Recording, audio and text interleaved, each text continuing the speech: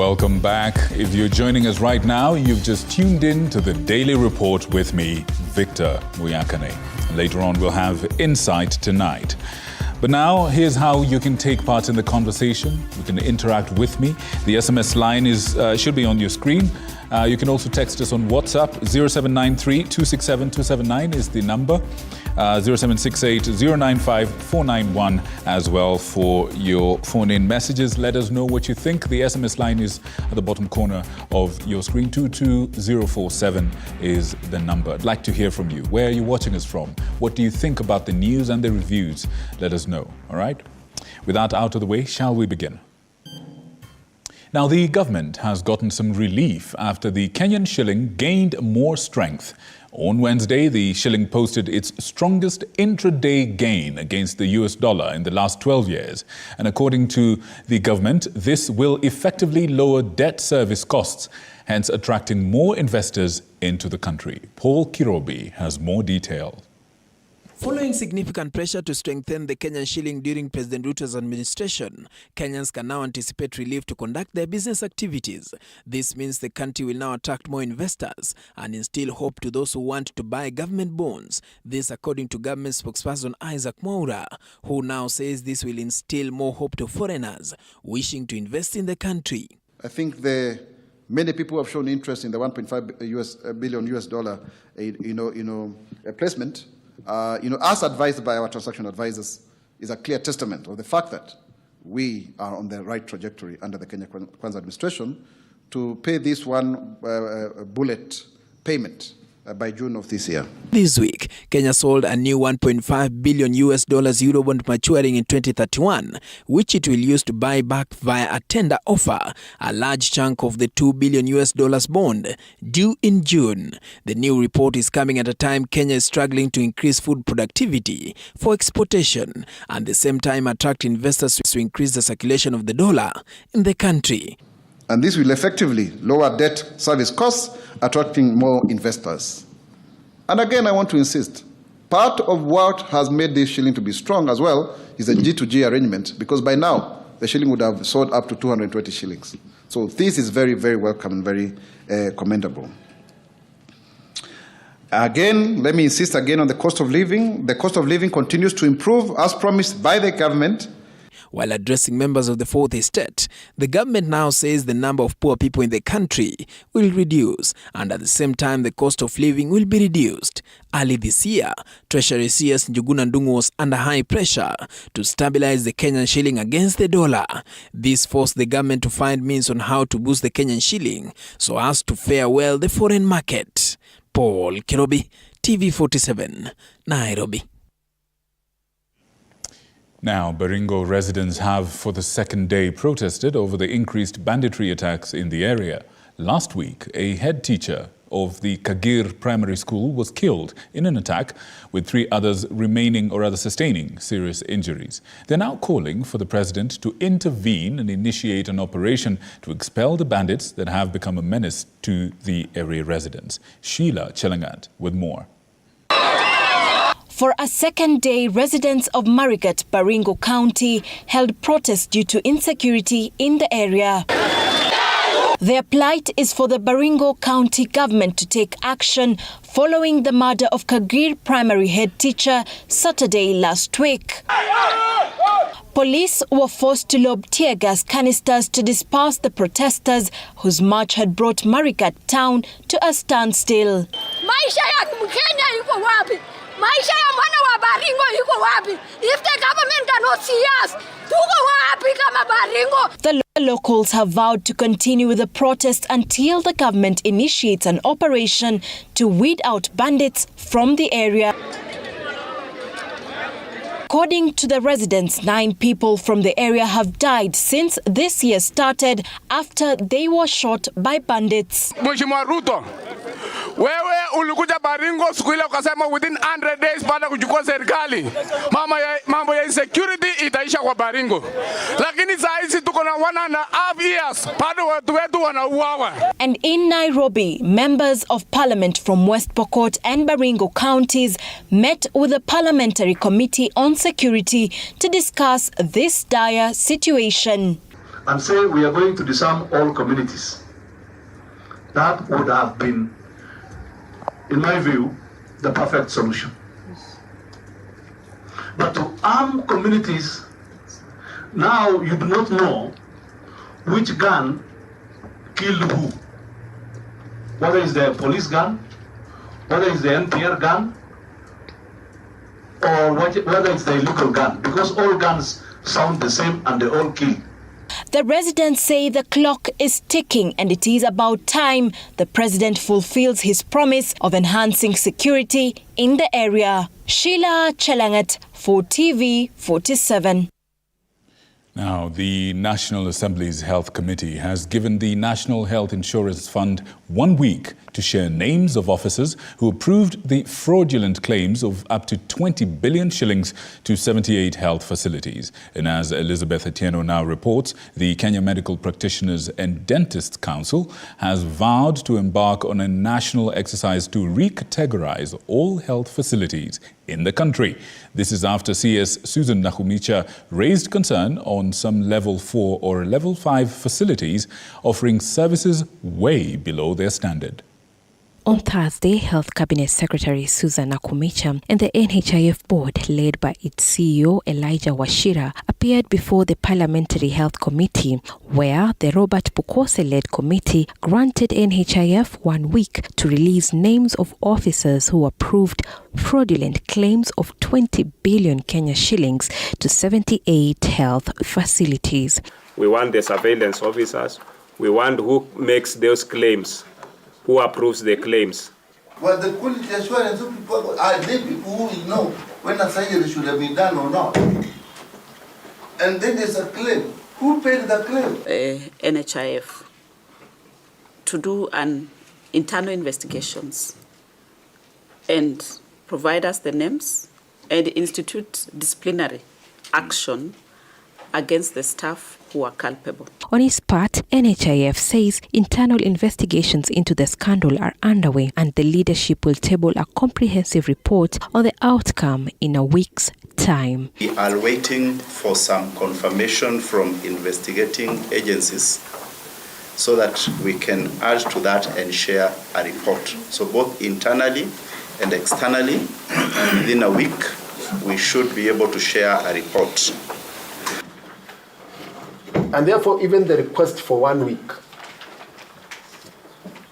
will be giving us something that cannot be owned. However, we will wait. The committee further questioned how the quality assurance officers at NHIF authorized for the fraudulent payments to the facilities on the spot. I found about 48 quality assurance officers handling between 2,000 and 2,500 admissions a day. And during this time, we have suspended 4.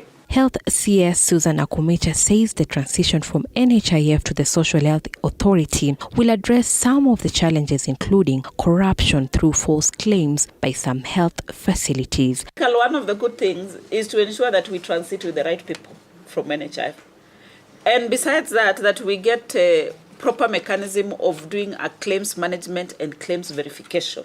Meanwhile, the Kenya Medical Practitioners and Dentists Council is set to embark on a national exercise to recategorize all health facilities in the country.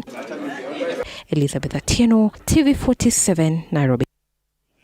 Still related to matters health, chaos erupted at the Nakuru Central Business District as the members of the Law Society of Kenya from the Rift Valley branch and those from Nakuru County took to the streets following the case pitting the county government of Nakuru on one hand and the War Memorial Hospital management on the other.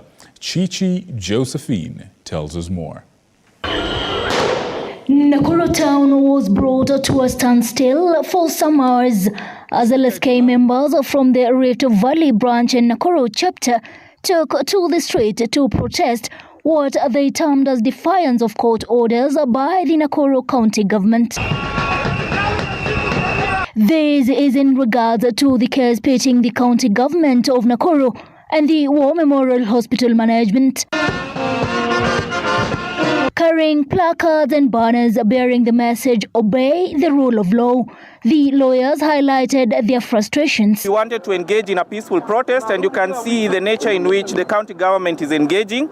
They hired goons to disrupt us. They hired goons to stop us from advocating for what we as advocates ordinarily need to advocate for, the rule of law. Led by LSK Nakuru Chapter Chair Henry Opondo and LSK Rift Valley Branch Chair Aston Muchela, the team presented a petition to the Nakuru County headquarters seeking to have Governor Susan Kika obey court orders. It is extremely unfortunate that the county government has blatantly refused to obey these orders.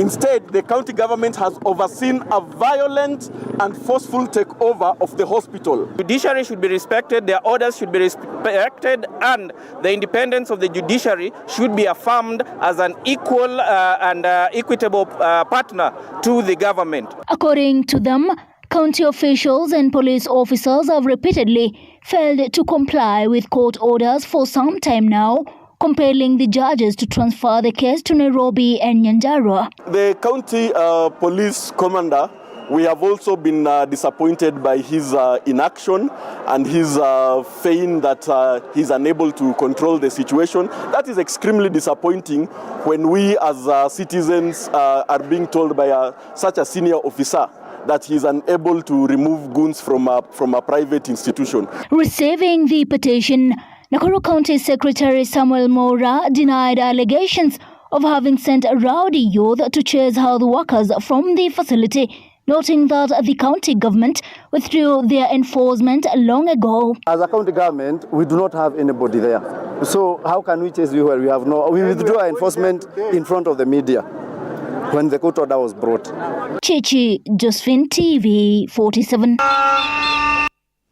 Now, coming just hours after the President urged members of Parliament to rally behind the Affordable Housing Bill, emphasising its potential to generate employment opportunities for the youth, members of Parliament from the ruling party and the opposition exchanged sharp views regarding the bill. And this comes after the High Court ruled that the Affordable Housing Levy was unconstitutional last month. Asante, Madam Speaker. Madam Speaker, kwa hoja ya nidhamu, najua kuna mswada wa kuongea mambo ambayo kwa lugha ya kimombo tunasema relevance. Na nasikia mheshimiwa yale mambo yanayohusu hoja iliyomo mbele yetu. Nimesikia mheshimiwa Zamzam akiongelea fuel levy, na kwa mambo ya manyumba sijui fuel levy ni gani hiyo. Labda mheshimiwa Zamzam atuelezee hii fuel levy ni gani. Nimesikia akiongea mambo ya order za koti ambazo ziko changamwe ambazo hazihusu mswada. Madam Speaker, naomba tu mjulishe mheshimiwa Zamzam. Patia mheshimiwa Zamzam dakika moja atakujuza. Mheshimiwa, umetaja kodi tofauti. Mheshimiwa kiongozi wa wengi, ikiwa mwalimu alikuwa anafunza darasani na hukumuelewa, hiyo si shauri yangu. Yule mzazi wako aliyokulipia school fees atakuuliza ukifika nyumbani. Mheshimiwa Speaker, Mheshimiwa Speaker, hizi zote ni ushuru zinazokatwa wananchi. Kitu ninachosema, kwa nini uongeze ushuru mwingine katika ushuru ambao ulishakata zamani? Tumia ule ushuru uliokata 16%. Fanya haya mazagazaga yote ambayo wataka kufanya. Madam Speaker, this is the first deliberate step that we've taken as a nation to make sure that our people have reasonably good accommodation and providing good shelter for them. Secondly, Madam Speaker, we have a big problem of unemployment in this country. And if you go to construction sites, wherever you see some construction taking place, Madam Speaker, you will see quite a number of Kenyans milling around looking for employment. The housing project, the housing program that will come out of what we're discussing today in Parliament, Madam Speaker, will ensure that the majority of the people who are unemployed in this country get a means of earning an income, even if it is for a short period. Azimio leader Raila Odinga's statement declaring his bid for the Africa Union chairmanship job has elicited mixed reactions within the political class, with some regarding this as his strategy to reinvent himself for the 2027 election, and some elsewhere opining that the new move might be the beginning of Azimio's downfall. Elizabeth Mutuku with the options.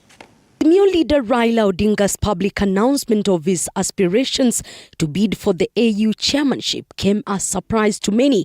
His declaration putting an end to a week-long speculations by players from across the political divide.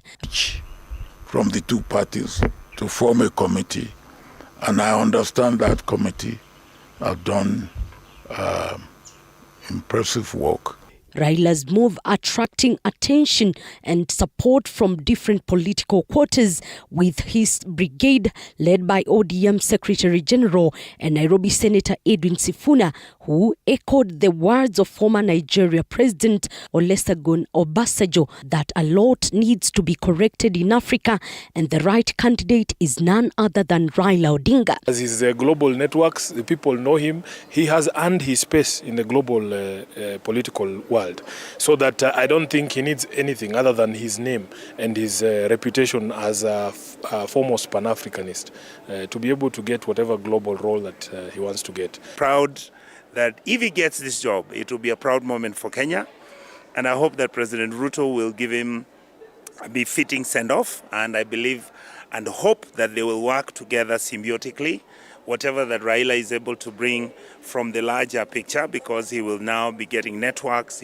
But even as some celebrate the move by Azimio boss, the question regarding the future of Azimio lingers in the minds of many, with political pundits opining that one must establish the deal which saw Raila accept to serve in African capacity to understand whether or not he will continue engaging in local politics. Because he also has people that is living here who are responsible in terms of being able to guide the national conversation and even the conversation within the coalition and within the party.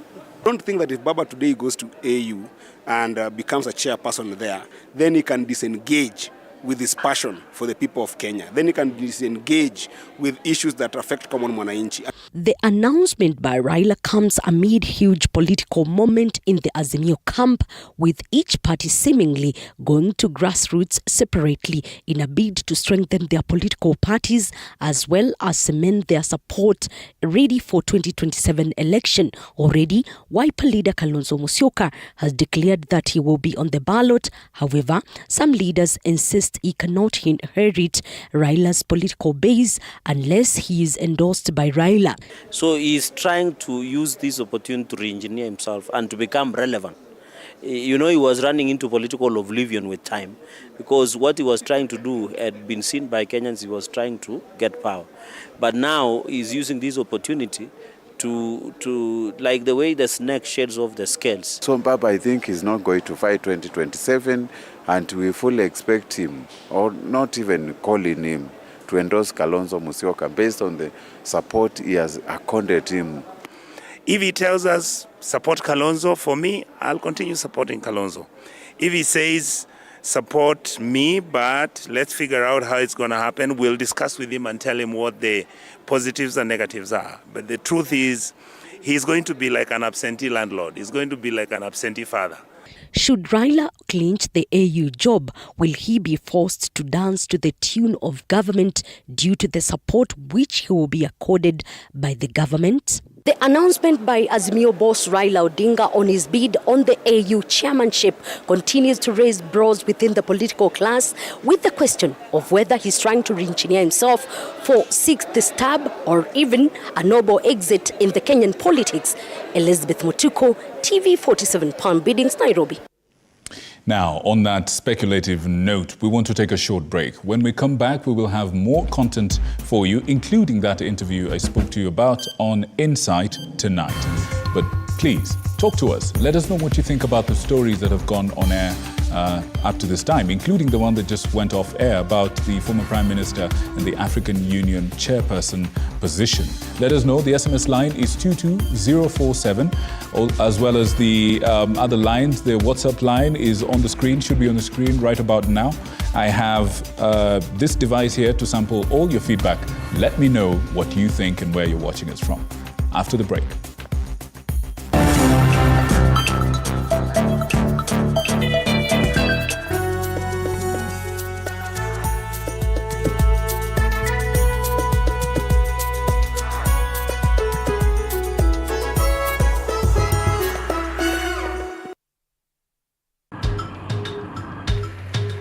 Na safari hii katika Mfahamu Kiongozi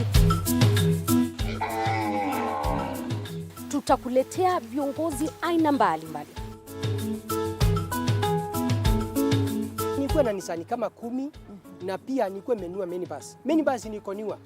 Kushinda unaangalia simu ya mzee. Soma Biblia ama ingia kwa washroom ujisugue. Mpaka nimetoa hivi. I don't know whether any of my children would want to get into the political field. Sijajua bado. Kila Alhamisi saa 1:30 kuendelea.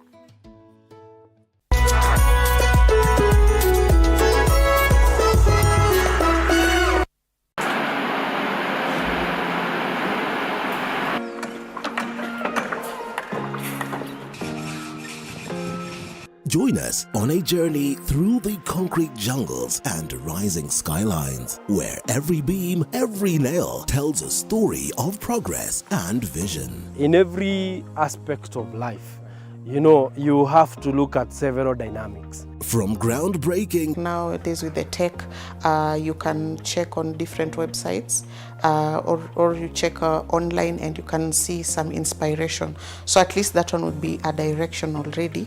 I'll know like what kind of style you're going for. To finishing touches, witness the dedication of the hard-working teams who bring these ambitious dreams to reality. The Realtor, Tuesdays at 6:30 p.m.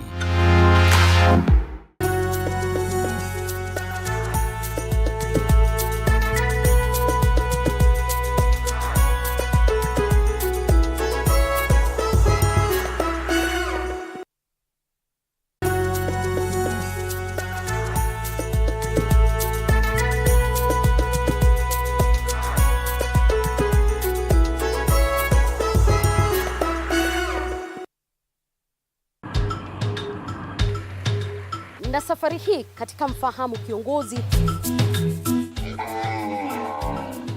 tutakuletea viongozi aina mbalimbali. Nikuwe na Nisani kama 10 na pia nikuwe menua minibus. Minibus nikoniwa. Kushinda unaangalia simu ya mzee. Soma Biblia ama ingia kwa washroom ujisugue. Mpaka nimetoa hivi. I don't know whether any of my children would want to get into the political field. Sijajua bado. Kila Alhamisi saa 1:30 kuendelea.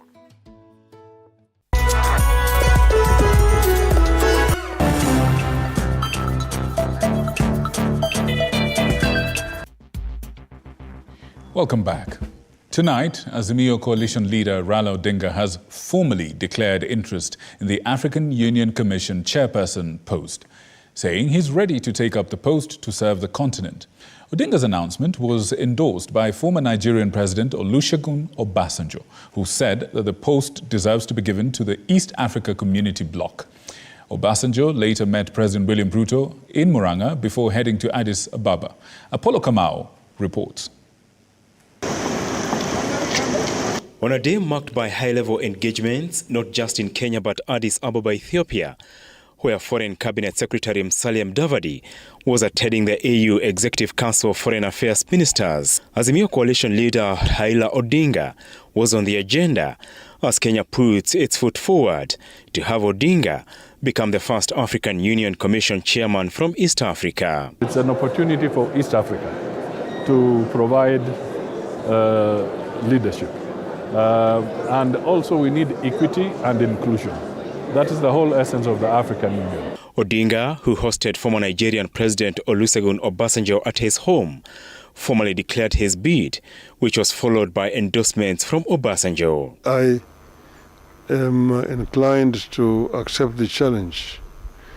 Should the leadership of Africa want my services, I am ready and offer myself to be of service to this continent. And I've asked my friend to continue to be a good ambassador and talk to other people. That's what I am consulting about. That's what I am working at.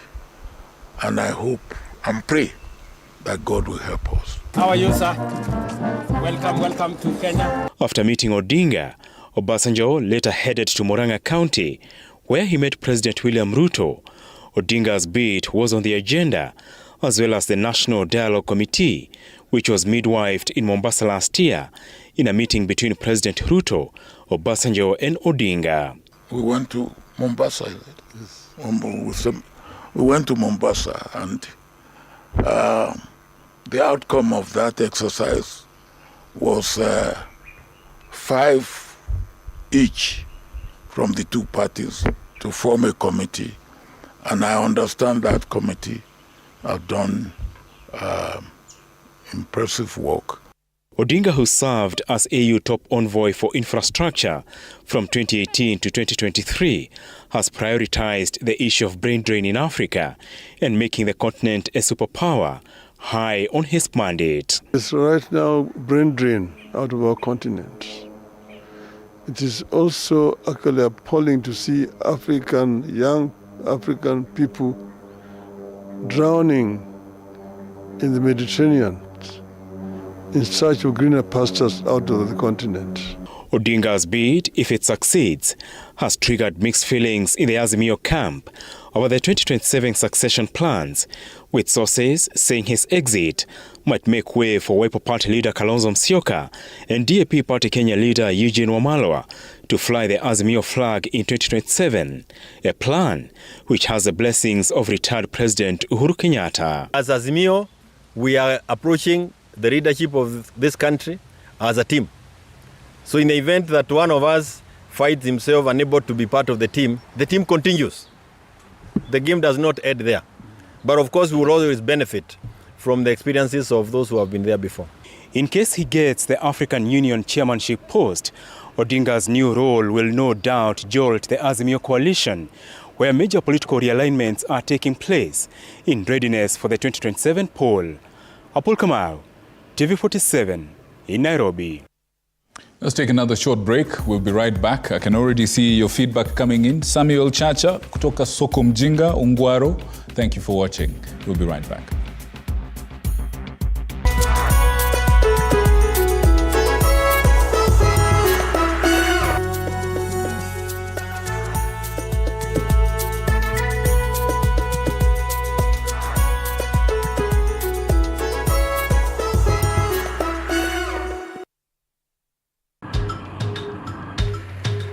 Na safari hii katika Mfahamu Kiongozi tutakuletea viongozi aina mbalimbali. Nikuwe na Nisani kama 10 na pia nikuwe menua minibus. Minibus nikoniwa. Kushinda unaangalia simu ya mzee. Soma Biblia ama ingia kwa washroom ujisugue mpaka nimetoa hivi. I don't know whether any of my children would want to get into the political field. Sijajua bado. Kila Alhamisi saa 1:30 kuendelea.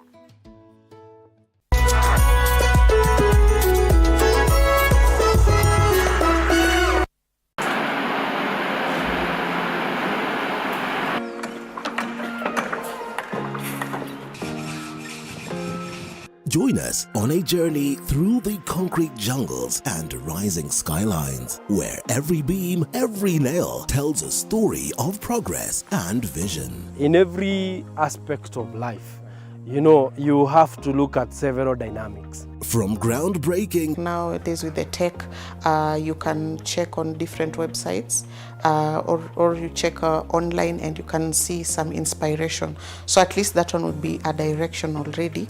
I'll know like what kind of style you're going for.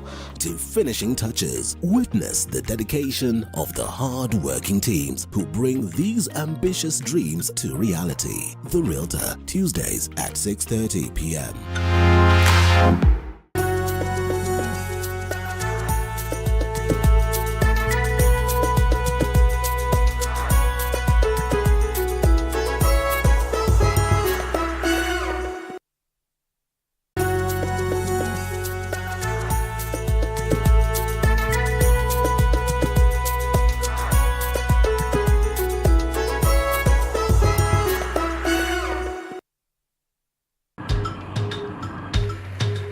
Na safari hii katika Mfahamu Kiongozi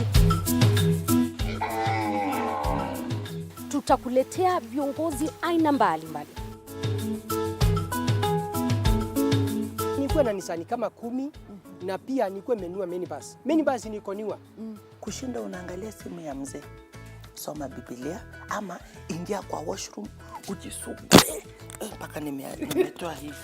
I don't know whether any of my children would want to get into the political field. Sijajua bado.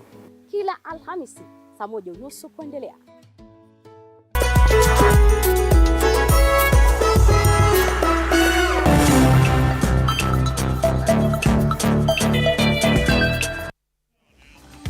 Welcome back. If you're joining us right now, this is TV47 Daily Report with me, Victor Muyakane. Now, in about 6 months, the new airport terminal will be complete at the Jomo Kenyatta International Airport, which the government hopes will push up the number of travelers using the facility. Transport CS Kipchumba Murkomen now says that his ministry and the Ministry of Defence will work together on a charter that streamlines traveller handling from the rising cases of harassment. And as Hibak Said now reports, the setting up of the charter will act as a one-stop shop to track down and curb corruption. When COVID struck, flights to Mogadishu from Nairobi by the national carrier were halted due to, among many other things, the onset of travel restrictions that debilitated movement across the globe. Today marks a change in this decision, where 3 KQ flights will be operational weekly between Kenya and Mogadishu, but jitters still run high. Today the chairman of Kenya Revenue Authority is here, sitting next to you. The chairman of Kenya Airport Authority is sitting next to you. You must speak about corruption at the airport. A few people who in the process of doing this job, they want to take advantage of the requirement to observe certain security operations to harass our customers. Passenger harassment has been hampering the use of the international airport in the capital, discouraging tourist and cargo movement that could significantly boost the economy. In that direction, we have a consultation ongoing between KRA, which is the Ministry of the Treasury, and Ministry of Interior and ourselves to make sure that we complete the adoption of the airport charter, Jomo Kenyatta International Airport Charter, which will demonstrate the working relationship between Kenya Airports Authority and the other agents who are operating here. Moreover, the number of travelers using JKIA has grown by 9% to 11 million, a number that CS Murkomen believes could be improved even further. Let us seize this moment to deepen our diplomatic relations and cultivate closer cooperation between Kenya and Somalia. Through initiatives that promote dialogue and mutual understanding, we can build a more cohesive and prosperous East Africa community. This as the Somali government appeals for the easing of visa requirements for its nationals, a matter that has derailed collaboration and corporate connections. However, this vision to be fully realized, it's imperative that both Somalia and Kenya revisit the visa processing and access to the efficient services both at the airport and also visa processing process. And as for the expansion plans for JKIA, In 6 short months, this terminus is going to be changed into a world-class terminus. This as the Cabinet Secretary for Transport and Roads, Kipchumba Murkomen, says that there is a charter between ministries to ensure that passengers are not harassed while within JKIA. Ibak Said, for TV47 and Nairobi. Right, and on that note, from aviation, let's come back to earth. Let's talk about us. Let's talk about our future, the youth of this country. And with me today is somebody who's spent a lot of her time, a lot of her professional time, a lot of her adult life talking to the youth, dealing with the issues of the youth. Without further ado, ladies and gentlemen, I welcome Dr. Emily Obwaka. Karibu sana. Thank you very much. You wear many hats. I do. And there are many organizations that you're involved in. Yes. Would you just care to give us a quick rundown of the highlights of what you do? Okay, my primary work is taking care of people in addiction to drugs and alcohol. Right. Through Teen Challenge, which is a Christian rehabilitation program. Right. And how many people do you look after? Well, we have a capacity of 110, but right now we have about half that number. I think people are struggling with the economic situation there. Right. But there are many people that need our services. Over the years? We also do a lot of prevention, so go out to schools, to universities and other places, just to tell them, we've been there, done that, and you don't need to go that road. Right. I also work with Christ is the Answer Ministries, just ministering in a church, helping people grow in their faith and how they do life best from that point. Yes. Excellent. Now, you work with a lot of young people, which means then you have the finger on the pulse of the nation, or rather the future of the nation. Yes. I was looking at some statistics, and they make for rather grim reading. Some of them might be a little out of date, some of them are actually quite current. The problem that I see is that the numbers keep rising. Yes. For example, the WHO says that the drug and substance abuse in Kenya is on the rise. It is. And this is something a lot of people agree with. Yes. Number two, they also say that more than half of drug users or drug abusers are between the ages of 10 and 19. Literally teens. Literally teens. You know, we've seen a reduction in the date or the age that people come into addiction. Or when they begin. When they begin. And you can understand that from the pressure around the home environment. And whether you're talking about urban areas or rural areas, there's just a breakdown of society in ways that we haven't seen before. At the family level, you know, everywhere. So that young people don't have the kind of social networks or safety nets that they need to grow into people who will be able to make choices that will take them away from, you know, things like drugs and alcohol. The pressure is on, so people want to cope, and they will reach out to whatever gives them an instant gratification, one of which is drugs. I see. You know, and alcohol. I see. I mean, there's even more numbers from NACADA. Some of them, I was just looking at some numbers from a few years. Yes. And it makes for very shocking reading. Yes. They're saying 1 in every 14 youth between the ages of 25 and 35 years are addicted to alcohol. This is just one thing, alcohol. We're talking about close to 1 million people. Close to 1 million people. Yes. Totally tied to this thing. Yes. We've got hundreds of thousands others addicted to tobacco, hundreds of thousands addicted to miraa, hundreds of thousands addicted to cannabis, you know, weed and so on. We see these numbers, and I think you had started to touch on this, but what story do they tell of our society? Why are we producing this many people who are in need of, to quote you, instant gratification or relief from problems? Why are we producing this many? I think it is three-pronged. One, we are not strongly instructing young people, or young people are not coming into their own, understanding who they are, what life has for them. You spoke about hope earlier on. People who are hopeless don't have a sense of self-drive or a sense of looking to any place to get the direction they need for life. That's one. The second thing is the environment. The environment is simply presenting a lot of hardships for young people. You know, drugs and alcohol are accessible like never before. You can get them, you know, online, you can get them around any street.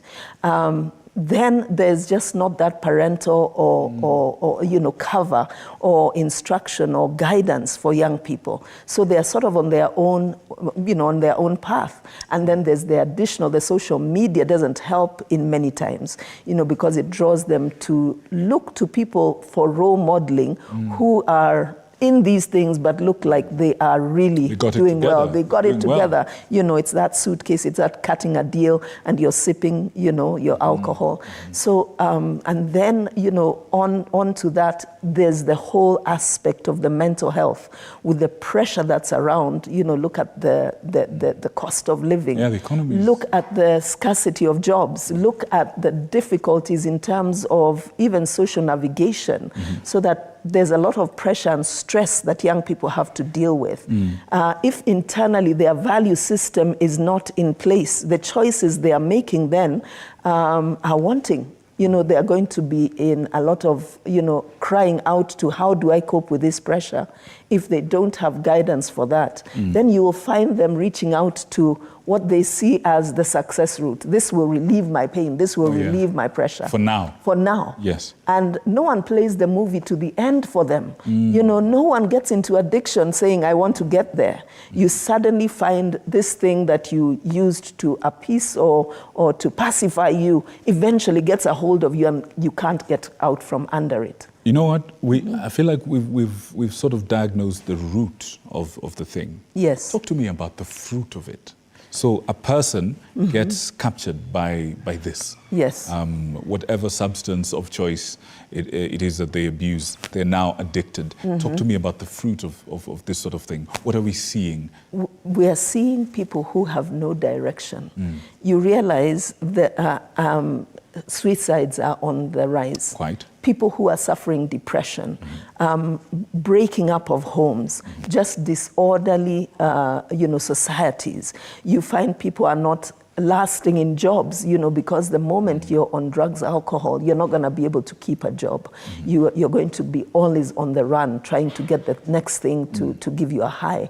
You realize that, society then spirals down to dysfunction. You find that young people are not looking like they are the hope carriers for tomorrow. And there's a difficulty there. So the fruit is a lot of pain, a lot of dysfunction, a lot of hopelessness, and people just not being inspired, young people not being inspired. The fruit is dismal, Victor, to say the least. Wow. It's dismal.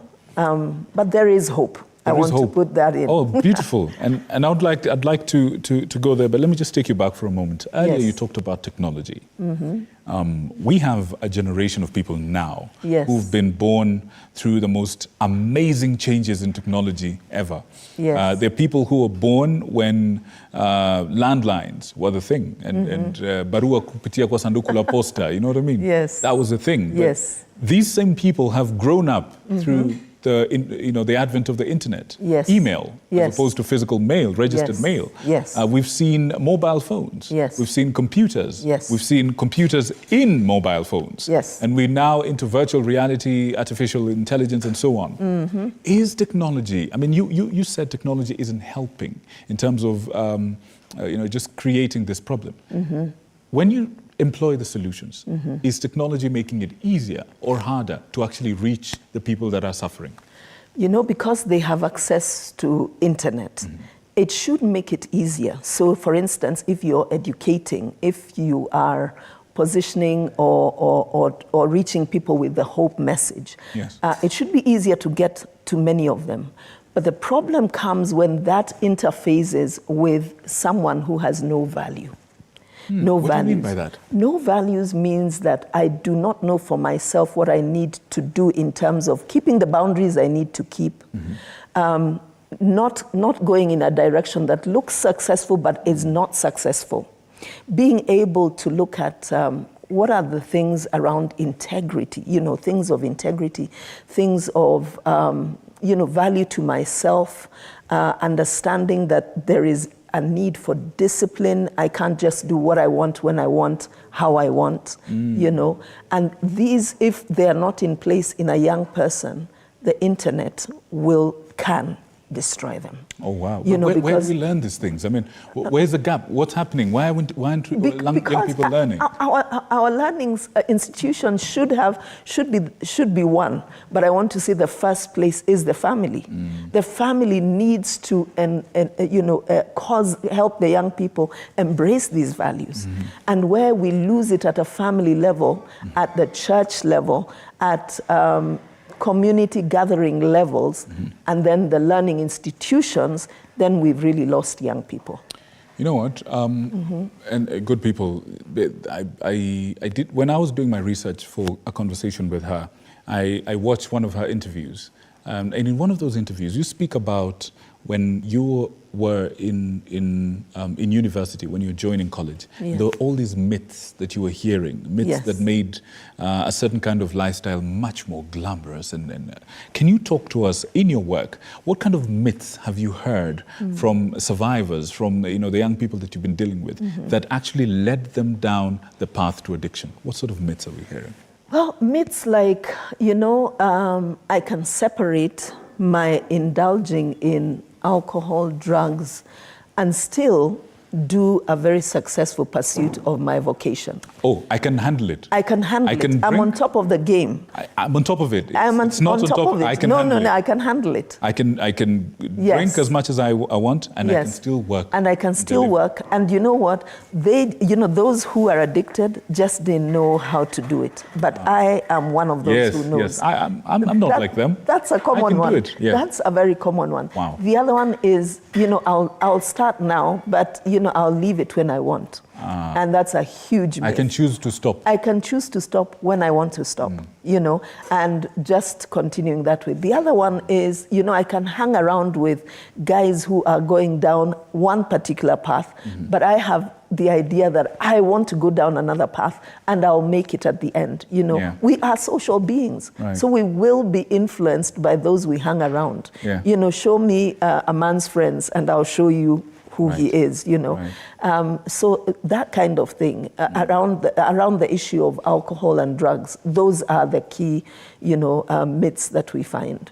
Wow, and I mean, this is quite grim, We're looking at a situation where, for example, I'm looking at people like you, people who are in the same space as you, who are injecting different approaches, different things, different systems to help people to get over this. Yes.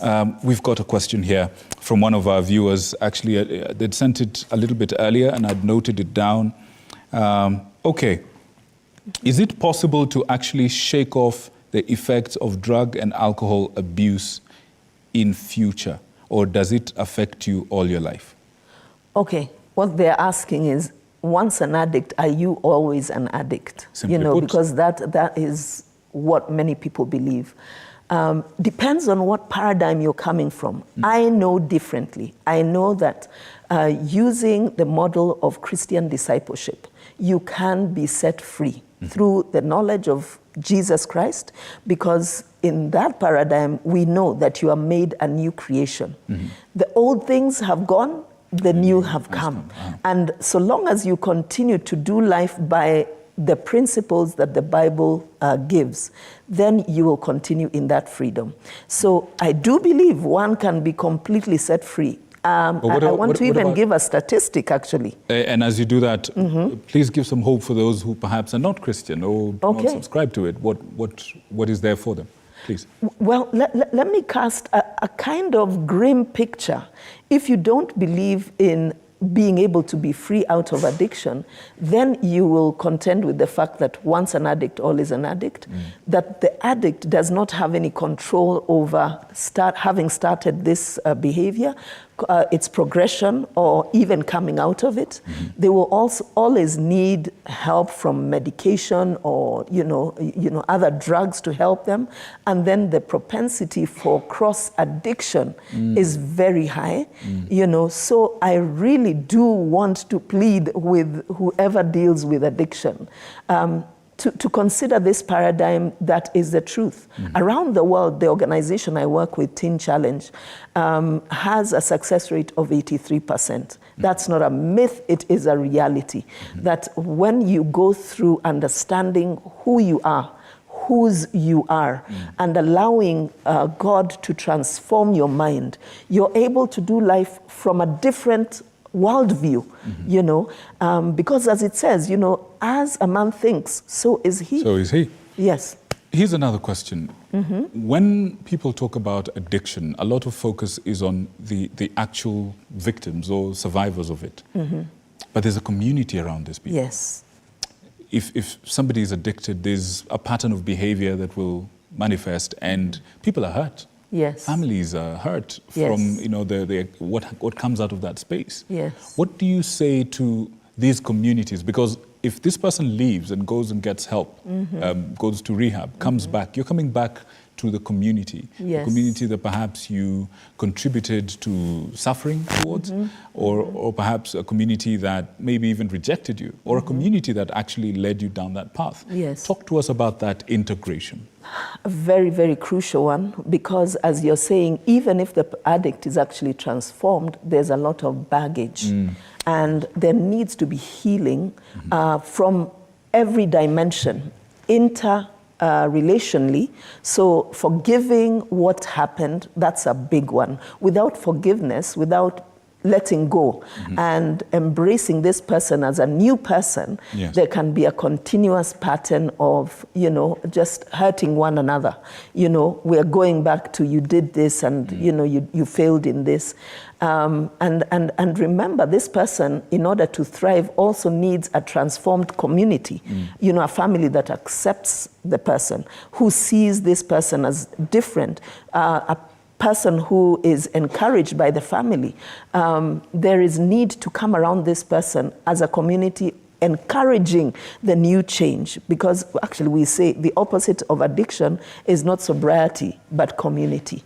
It is, wow. yes. Hold up, you Yes. have to say that again, and you have to Yes. break it down, please. The opposite of addiction is not sobriety, it is community. You see, the paradigm is we are made from love, through love, to love. And the moment there is a break in that, then there's vulnerability to things like addiction. Now, in terms of recovering that, there is a need for restoration in all that. This person has been restored in their vertical relationship with God, but now they must be restored in their community in order to continue in what we are all called to do, which is to love. To accept our neighbors, to do good to our, you know, to our brothers and sisters, and to walk in a way that causes everyone to thrive, because it is creating that environment that we will all thrive in. Now, initially we said there was hope. The numbers paint a very, very grim picture. What we're talking about, I mean, there's a breakdown in society. We wouldn't have this kind of fruit if the roots were not compromised. Yes. How do we build this up? Talk to us through it. How are we able to establish, how do we restore this? We must go to the root. If the fruit is to change, the root must change. And the root is to restore society in the way it was created to be, by the Maker, by God. Because there is no way outside of that in which we can hope. And I'm not talking Christianese. I'm talking a genuine understanding of who we are and relating to one another in the way that we were created to relate to one another. Taking ownership of, you know, I'm responsible for how my brother, my sister sees life. And I can contribute by the way I relate to them to how they do life. So taking responsibility for one another and for how our children intergenerationally now, we adults then take care of younger people, the young people coming up, showing them the way to the way that they will be able to thrive. So we are not painting stories that the only thing I want you to do is succeed, looking at your grades only. I'm actually empowering you by helping you know your identity, creating an acceptance, enabling you to know that security is found in nothing and no one else but the one who made you, and all your needs are met in him first and foremost, and that your significance, not only in this life, But Victor, understand there will be a life after this. So being able to help people thrive beyond just me, myself, and now. I need to look at that entire, rubric. Wow. Yeah. There's been right now quite a lot of approaches. Even the state is stepping in. The second lady is actually leading and championing awareness campaigns across the country and intervention. Now, when you look at all the things that are being done to try and solve this problem, what can we do better? What's not working? What can we do better to make sure that we're able to have a better outcome for our young people going forward? I think what we need to do is look at what are human beings and recognize that we don't only need to be looking at the outside. A lot of the times we're trying to deal with the addiction. We need to realize we are spirit beings who have souls and are housed in bodies. The moment you're just getting someone to stop drinking, you're doing nothing, really. You're not going to get a permanent solution to that. They may break for a while, but it will not be a permanent solution. You want people who, from the inside out, understand who they are, what their purpose on earth is, and how to do life in a way that will flourish and will get them through life thriving. That is what we need to do. And that needs to be all of us coming together and saying and wrestling with, okay, this is what you're doing. I can add this to what you're doing. I can add this to what you're doing.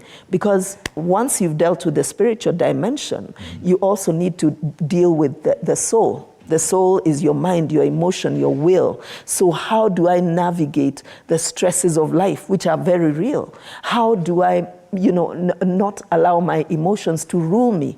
That's young people. I'm angry and I must have this, and so helping them, hone that, and then so that their will, what they do then, which is the fruit, aligns with an aligned, inside out. And then not ignoring what a lot of programs do, provide the tools, provide the resources, provide the opportunities for young people then to engage profitably or, meaningfully, so that they are not just, idle, they are not just set free too. Absolutely. Yes. Now, I want to give you an opportunity to speak to somebody. I want to speak to 3 people, quick as you can, as we wind up. This is your camera right here, this one. Speak to them. Somebody's watching you right now, or somebody will be watching online at some point. Somebody's watching. Speak to 3 people. 1, somebody who's actually right in the middle of an addiction and they haven't got any idea what to do. 2, somebody who's around somebody who is going through an addiction and they haven't any idea what to do. And 3, people who actually have no person dealing with addiction around them, but they do need to do something. Call to action, so to speak. Talk to us. Talk to the soul of the nation. That's your camera. Right. Speak to them right there. Okay. You who has found yourself in addiction, there is hope. There's definite hope. There's hope in Jesus Christ. There's hope in connecting with the one who made you and who has a plan for your life, for good and not for evil, in order to give you an absolutely fruitful future. I invite you to reach out to where you can get the hope. And I will give you Teen Challenge Kenya as one of the organizations that's dealing and helping people who are in addiction. That's you who is in addiction. I want to talk to you who then is walking with someone in addiction. Love never fails. You need to realize that as long as this person is around you, you need to be speaking the truth in love. So don't ignore the person, but keep helping them to see there is a problem and they can get the help they need. That's the second one. You need to live a life yourself that models the freedom you're inviting this person to come along. And then don't forget that prayer changes things. Let me say that. I believe that prayer for this person makes a difference. Don't tire to pray for them and encourage them to get the help they need. I want to also encourage you not to allow yourself to be manipulated. Oh, how you could be manipulated to enable this person in addiction to keep on in the rut of always going back to that thing that they have found to cope with. The third person I want to talk to is you who needs to support the programs that are going on that help people in addiction. We have 3 Ps. You can point people who are in addiction to where they can get help. And I've talked about Teen Challenge Kenya. I pray I'll be able to give the number there.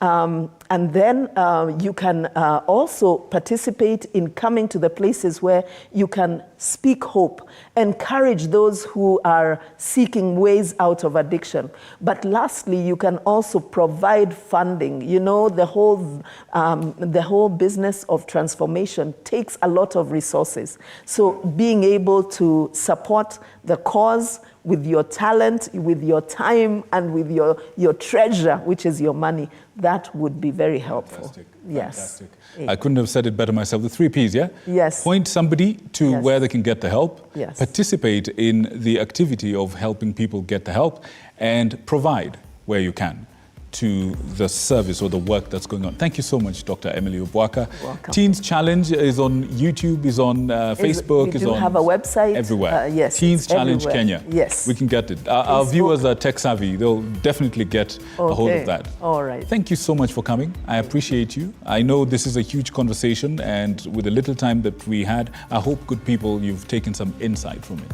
Thank you so much. They have. Thank you so Thank much. you.